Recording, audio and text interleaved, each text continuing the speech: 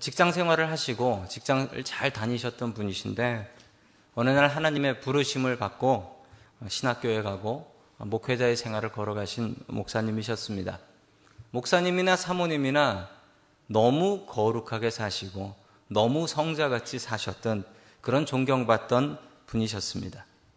그러던 어느 날 사모님께서 손수 신방에서 가시던 중 교통사고를 당하셨고 하나님의 부르심을 받으셨습니다. 하늘나라 가셨어요. 사람들은 이해할 수가 없었습니다. 어떻게 저렇게 많은 것을 버리고 모든 것을 버리고 하나님의 일에 헌신했던 저 딸이 어쩌면 주님의 일을 하러 가는 중에 사고가 나서 저렇게 하늘나라 갈 수 있는가? 사람들은 생각했습니다. 너무한 것이 아닌가? 그런데 더 기가 막힌 사실은 심지어는 그 교회 교인들 입에서 이런 이야기가 나왔었다고 합니다. 사모가 무슨 죄가 많아서 저렇게 죽었을까? 라고 손가락질까지 했다고 합니다. 여러분, 이건 정말 나쁜 일입니다. 이 사모님은 왜 그렇게 돌아가셨을까요? 왜 그렇게 하나님의 일을 하다가 그렇게 하나님의 부르심을 받아 하늘로 올라가야 되는 것이었을까요? 이 사모님이 이렇게 고통받고 돌아가실 때 하나님은 어디에서 무엇 하셨을까요? 욥이 당하고 있는 고난입니다. 욥이 당하고 있는 욥의 고난이 바로 그런 고난입니다.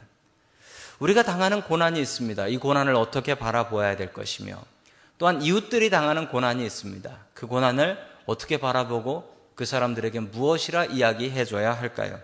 오늘 하나님의 말씀을 통하여 그 답을 찾을 수 있기를 주님의 이름으로 간절히 축원합니다. 아멘. 첫 번째, 하나님께서 우리에게 주시는 말씀, 고통 중에 하나님을 의지해야 한다라는 말씀입니다. 믿는 사람들에게도 고통이 있습니다. 교회 다닌다고 고통이 없고 교회 다닌다고 만사 형통하지 않습니다. 어쩌면 오히려 하나님 뜻대로 살아보려고 하면 안 믿는 사람보다 더 힘들고 어려운 줄도 모르겠습니다. 그러면 교회 다니고 믿음 생활을 해서 다른 것이 무엇일까요? 우리가 의지할 하나님이 계시다라는 것, 이게 다릅니다.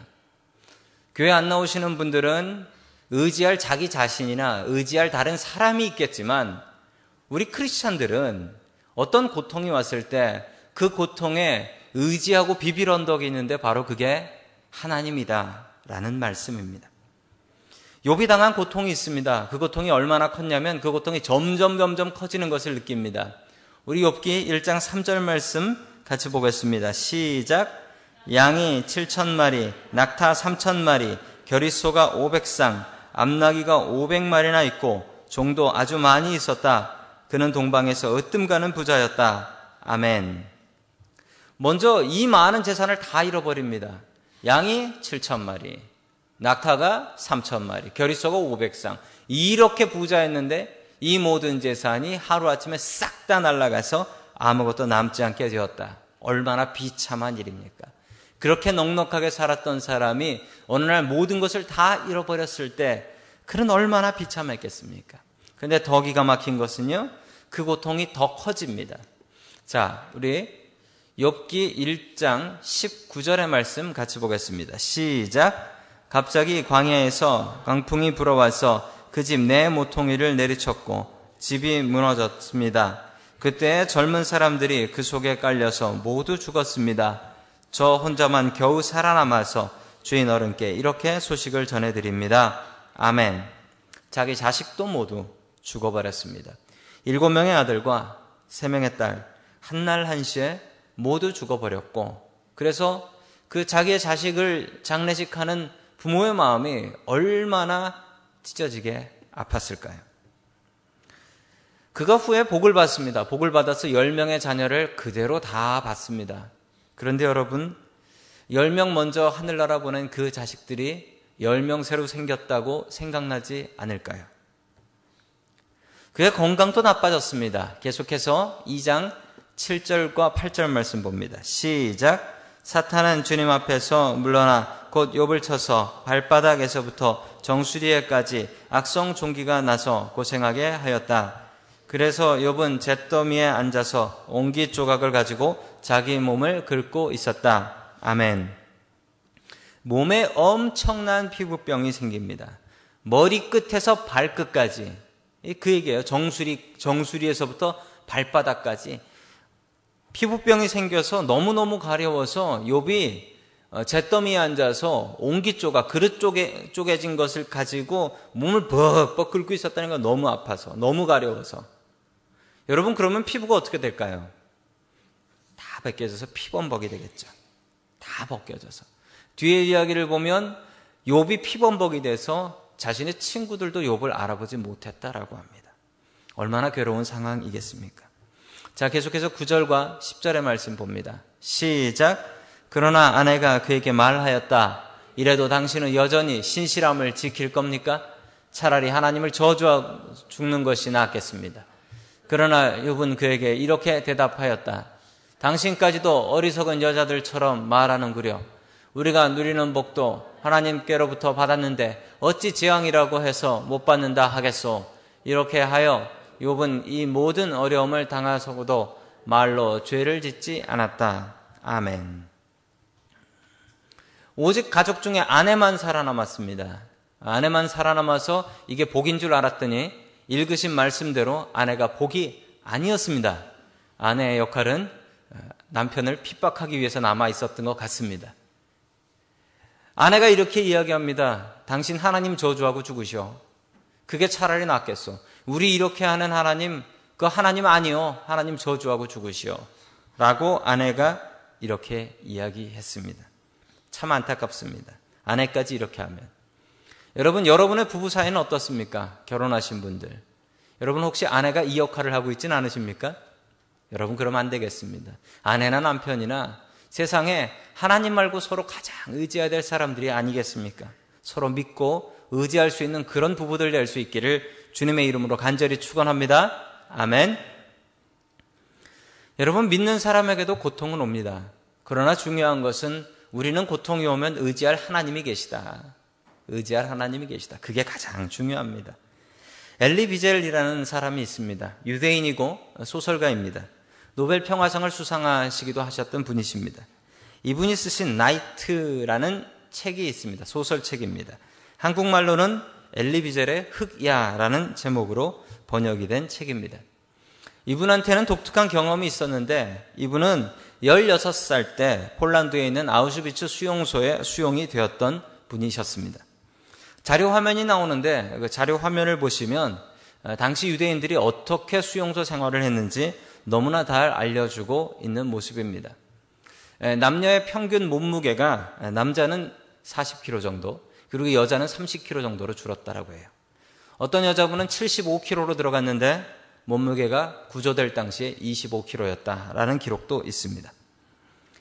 죽음의 수용소입니다. 어느 날 독일 군들이 유대인들을 운동장에 다 불러 모아서 세워놓았습니다. 그리고 그 중에 젊은 청년 3명을 붙잡아서 끌고 왔습니다. 그리고 이 유대인들이 보는 앞에서 이 젊은 청년 셋을 그 보는 눈 앞에 목을 매달아서 교수형을 시켜버렸습니다. 유대인들이 소망을 갖고 사는 것, 그게 꼴보기 싫어서 그 소망을 끊어버리려고 그 중에 제일 젊은 사람을 목을 매달아 버린 것이었습니다. 그리고 독일 군들이 이렇게 얘기했답니다. 이게 너희들의 운명이다. 유대인들은 억지로 그 죽어가는 청년들을 보고 싶지 않았지만 억지로 보게 하는 독일 군들 때문에 볼 수밖에 없었습니다. 사람들은 울면서 절규했습니다.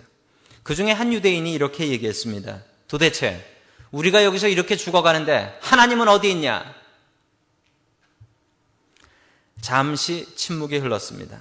죽음 같은 침묵이 흐르고 누군가가 이렇게 소리를 질렀습니다. 저기 하나님이 계시다. 사람들은 그 사람을 쳐다봤습니다. 그 사람의 손끝이 어디를 향하고 있는가? 그 사람의 손끝은 교수형 당하고 있는 3명의 청년들을 향하고 있었습니다. 저기 저 죽어가는 3명의 청년들 사이에 하나님께서 같이 고통당하고 계신다. 낙심하지 말아라. 하나님은 우리와 함께 하시며 우리를 살리실 것이다. 이 이야기를 쓴 엘리 비젤은 그것을 믿었습니다. 우리가 이 고통을 당하지만 하나님께서도 우리와 함께 하시며 하나님께서도 어쩔 수 없는 이 고통 속에서 같이 신음하고 계신다. 욥의 고통 속에서 하나님은 무엇을 하고 계셨을까요? 욥의 고통 속에서 잘 이기나 한번 보자 하면서 뒷짐지고 주머니에 손 넣고 하나님 계시지 않으셨습니다. 하나님께서는 욥과 함께 하시고 욥을 응원하시고 욥에게 힘주시고 어떻게든 그 고통에서 이겨나가기를 바라고 계셨던 것입니다. 여러분, 우리가 고통당할 때, 우리가 이 고생을 하고 있을 때 하나님은 도대체 어디 계셨을까요? 여러분, 하나님께서는 우리와 함께 하십니다. 하나님께서는 우리의 삶 속에 직접적으로 개입하고 관여하지 않으십니다. 여러분, 만약 상상해 보십시오. 911 테러가 나서 건물이 무너졌는데 거기에 죽은 사람들은 다 교회 안 다니는 사람들이고 교회 다니는 사람들은 한 명도 빠짐없이 다 살아났다. 이럴 수 있을까요? 만약 이렇게 되면 세상 사람들 중에 교회 안 나오는 사람 있을까요? 교회 나오는 사람들이 믿음으로 나오는 걸까요? 하나님 사랑해서 나오는 걸까요? 보험 들듯이 나오게 될까요? 여러분, 그래서 하나님께서는 인간의 삶에 직접적으로 개입하지 않으십니다. 보이는 듯, 안 보이는 듯 우리가 믿음을 가지고 바라봐야지 하나님 계신가 보다라고 느낄 수 있고 하나님 안 계셔라고 생각하고 살아보십시오. 여러분, 세상에 하나님 안 계시다는 증거는 너무나 많이 찾을 수가 있습니다. 여러분, 목사의 믿음으로 봐도 그렇습니다. 그러나 하나님께서는 분명히 우리와 같이 신음하고 계시고 우리의 고통 속에서 우리와 함께 하십니다. 욥과 함께 하신 하나님, 그 하나님께서 우리와 함께 하시기를 주님의 이름으로 간절히 축원합니다. 아멘. 두 번째, 마지막으로 하나님께서 우리에게 주시는 말씀은 여러분, 우리가 고통을 당한다면 하나님을 의지해야 될 것이고 이게 우리의 고통이 아니고 다른 사람의 고통이라면 그 사람을 위해서 같이 울어주고 같이 기도해주는 사람이 되어야 합니다. 같이 울어주고 같이 기도해줘야 됩니다. 저는 대학 때 사회복지를 전공했습니다. 소셜워크를 전공한 거죠. 장애인 복지를 배우면서 배운 사실이 있는데 장애인들이 가장 힘들어하는 것이 자신의 장애가 힘들지요. 자신의 장애가 가장 힘들고 그 다음으로 힘든 것을 물어보니까 장애는 불편하다고 합니다. 불편해서 그런데 적응하고 나면 그나마 불편하지만 살 수 있다라고 하는데 정말 적응 안 되는 것은 장애인을 바라보는 사람들의 눈이라고 합니다. 주위 사람들이 그 사람을 어떻게 바라보는가, 그것이 정말 그 사람을 힘겹게 하고 괴롭게 한다라고 합니다. 어떤 분은 이야기합니다. 장애보다 더 힘든 게, 넘을 수 없는 게 사람들의 편견이다. 참 아이러니하지 않습니까? 몇 년 전에 저희 교회에 와서 찬양 집회했던 좋은 이웃이라는 시각장애인들이 있었습니다. 그분들이 이런 고백을 했습니다. 친구를 기다린다고 지하철역에 서 있다가 다리 아파서 앉아 있었더니 잠시 뒤에 자신의 귀에 땡그랑 하는 소리가 들렸답니다. 무슨 얘기입니까? 거지구나 생각해서 돈 줬다는 거예요. 장애보다도 넘기 어려운 것이 사람들의 차별과 편견이었다라는 이야기입니다. 여러분, 그래도 욥은 흔들리지 않았습니다. 대단합니다. 입으로 죄를 짓지 않았다라고 합니다. 대단한 믿음 가졌습니다. 아내가 바가지를 긁어도 하나님 저주하고 죽으라 그래도 하나님께서 우리한테 주신 게 얼만데 지금 와서 안 주신다고 저주하겠는가 라고 이야기를 했습니다. 대단합니다. 그런데 그의 입이 지켜진 것은 욥기 2장 10절까지, 그 얘기까지가 끝입니다. 그 이후로는 별별 이야기가 다 나옵니다. 내가 왜 태어났나 하면서 생일을 저주하기도 하고 온갖 이야기들을 다 하게 됩니다. 여러분, 무슨 일이 벌어졌길래 그랬을까요? 자신의 아내가 옆에서 바가지를 긁을 때도 멀쩡하게 버텼던 사람인데 도대체 무슨 얘기가 있었길래 그랬을까요? 욥의 세 친구가 방문해서 그렇습니다. 자, 욥기 2장 11절부터 12절의 말씀 같이 보겠습니다. 시작. 그때 욥의 세 친구 곧 대만 사람 엘리바스와 수아 사람 빌닷과 나아마 사람 소발은 욥이 이 모든 재앙을 만나고 고생한다는 소식을 듣고 욥을 달래서 위로하려고 저마다 집을 떠나서 욥에게로 왔다. 그들이 멀리서 욥을 보았으나 그가 욥인 줄 알지 못하였다. 그들이 한참 뒤에야 그가 바로 욥인 줄 알고 슬픔을 못 이겨 소리내어 울면서 겉옷을 찢고 또 공중에 티끌을 날려서 머리에 뒤집었었다. 아멘. 욥한테 대단한 친구 셋이 있었습니다. 그 친구는 엘리바스, 빌닷, 소발이라는 욥의 세 친구들이었습니다. 자, 이 친구들이 위로를 하기 위해서, 위문을 하기 위해서 욥을 방문을 합니다. 그런데 욥의 상태가 너무 좋지 않아서, 아시죠? 옹기 조각으로 너무 긁어서 피범벅이 돼서 사람을 알아볼 수가 없게 되었다는 거예요. 그래서 친구들이 한참을 보고서도 네가 욥이냐? 네가 욥이냐? 아이고 네가 욥이구나. 그러면서 옷을 찢고 재를 뿌리면서 슬픈 일에 같이 울어주었습니다. 울어준 것은 너무 잘한 일입니다. 여러분, 그런데 그러면서 욥의 친구들이 위로를 합니다. 그 위로의 가장 대표적인 말씀이 욥기 4장 7절 말씀입니다. 같이 읽습니다. 시작. 잘 생각해 보아라. 죄 없는 사람이 망한 일이 있더냐? 정직한 사람이 멸망한 일이 있더냐? 아멘. 참 맞는 이야기입니다. 이게 정말 맞는 이야기예요. 정직한 사람이 망하는 일이 없죠. 죄 없는 사람이 망하는 일이 없죠. 여러분, 길게 보면 그렇습니다. 짧게 보면 이게 안 맞을 때가 많아요. 이 땅에서 보면, 우리가 땅에서 사는 것을 보면 이게 안 맞을 때가 많아요. 베드로나 바울이 참 복되게 살다가, 부자로 살다가, 넉넉하게 살다가 자기 목숨대로 살다가 죽었습니까? 아니면 정말 가난하게 살다가 순교했습니까? 죄 없는 사람, 정직한 사람이 땅에서 고생하면서 살다가 그렇게 죽을 수가 있습니다. 근데 여러분, 좀 길게 보셔야 돼요. 하늘나라까지 보셔야 돼요. 그러면 실패함이 없습니다. 죄 없고 정직한 사람이 하늘나라 가서 실패하는 일은 없습니다.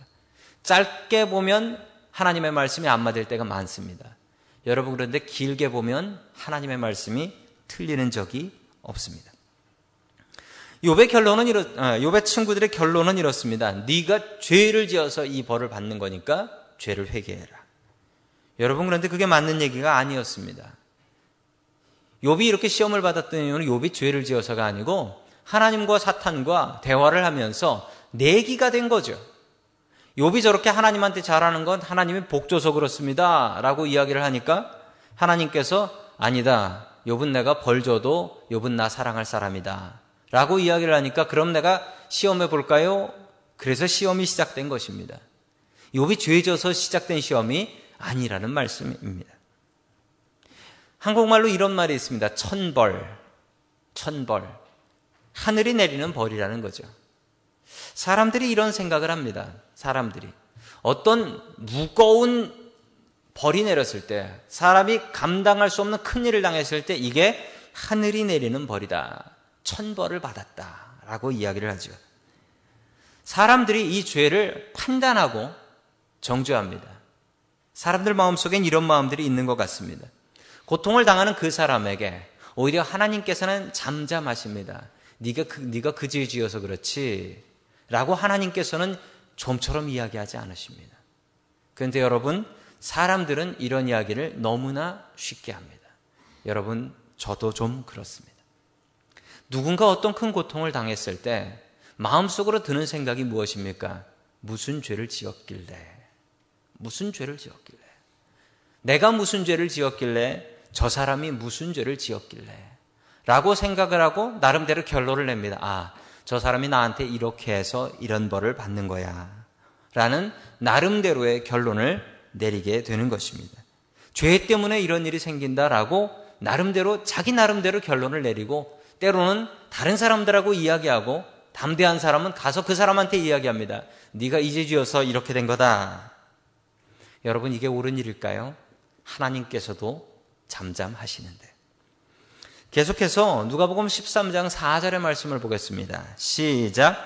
또 실로암에 있는 탑이 무너져서 치어 죽은 18사람은 예루살렘에 사는 다른 모든 사람보다 더 많은 죄를 지은 사람이라고 생각하느냐? 아멘. 실로암에서 탑이 무너졌습니다. 탑에 올라가서 망 보고 있었던 사람, 그리고 밑에 있었던 사람 모두 다 깔려서 죽었는데 18명이 죽었습니다. 사람들이 무엇이라 얘기했을까요? 무슨 지은 죄가 많길래 저 사람들은 저렇게 죽었는가? 사람들은 그렇게 얘기했습니다. 그리고 자기 나름대로 생각을 붙여서 저 사람 이런 죄를 지었기 때문에 그래, 저 사람 이런 죄를 지었기 때문에 그래 라고 이야기를 하고, 그런 사람들이 예수님 앞에 모여들었습니다. 그리고 자기는 그 사람들보다는 최소한 낫다라고 생각했습니다. 그러자 예수님께서 단호하게 말씀하셨습니다. 그 깔려 죽은 사람이 당신네들보다 못한 줄 아시오. 전혀 그렇지 않습니다. 여러분, 진단은 하나님께 맡겨야 됩니다. 하나님께서도 고통 중에 침묵하고 계신데, 여러분, 우리가 욥의 친구같이 다른 사람의 고통을 보면서 이건 이 죄 때문에 그래, 나한테 이 죄 지어서 그래 라고 이야기를 할 수는 없습니다. 하나님의 깊은 뜻을 어떻게 사람이 알 수가 있겠습니까? 전에 있었던 교회 교인이셨던 분이십니다. 내외간에 한국의 아주 유명한 방송국의 아나운서와 PD로 생활을 하셨던 분이십니다. 행복해 보이는 가정이었습니다. 그런데 이 둘 사이에 아이가 없었습니다. 그게 이 집 불행의 씨앗이었습니다. 시어머니가 암으로 투병을 하시는데 이 며느리가 자기 어머니같이 돌보고 간호를 했습니다. 그러시다가 이 시어머니가 하늘의 부르심을 받고 돌아가셨습니다. 교회에 장례식 소식이 나고 모 권사님 돌아가셨다라는 장례식 소식이 났습니다. 그런데 이 장례식을 치르고 나서 더 기가 막힌 소식 하나가 들렸습니다. 이 부부가 이혼을 했다라는 사실이었습니다. 잘 알고 보니 여자분이 이혼을 당했습니다. 남자분의 이 얘기는 이랬습니다. 어머니가 살아계실 때는 어머니 눈 때문에 이혼할 수 없었지만 돌아가셨으니 이제는 이혼할 수 있다라는 이야기였습니다. 그리고 더 기가 막힌 사실은 이 남자분은 교회를 안 다니셨던 분이셨습니다. 그런데 여자분도 교회를 안 나오셨습니다. 그래서 제가 신방을 갔습니다. 그리고 피눈물 나는 소리 하나를 들었습니다. 교회에 이런 소문이 돈다라는 것이었습니다. 여자가 어떻게 했길래 남편이 바람이 나나? 시어머니도 며느리가 속 썩여서 암으로 돌아가셨대. 그러고 어떻게 얼굴 들고 교회를 나오나? 이런 얘기가 들린다는 거였어요. 그리고 그 여자분이 저에게 절규하며 이렇게 얘기했습니다. 목사님, 너무너무 괴롭습니다. 너무너무 괴로워서 교회 나가고 싶은데 지금이라도 교회 가서 예배 드리면 눈물이 주르르르 흐를 것 같은데 정말 미치도록 교회 가고 싶은데 사람들 눈이 무서워서 교회 못 다니겠습니다. 그리고 교회를 떠나셨습니다. 여러분, 우리가 지금 욥의 세 친구의 마음을 품고 있진 않습니까? 욥의 세 친구들의 마음은 사람의 본능입니다. 지나친 호기심을 갖고 삽니다. 아직도 그거 몰라? 알면 소문낼 권리가 있는 게 아니라 크리스찬에겐 알면 기도해야 될 의무가 있습니다. 같이 울어주세요. 그게 제일 잘하는 거예요. 한국 사람들에게는 장례식이 나면 곡을 하는 문화가 있었습니다. 우는 거죠. 먼저 유가족들이 울어야 됩니다. 그러면 동네 사람들이 그 우는 소리를 듣고 와서 같이 울어줬습니다. 얼마나 아름다운 전통인지 모릅니다.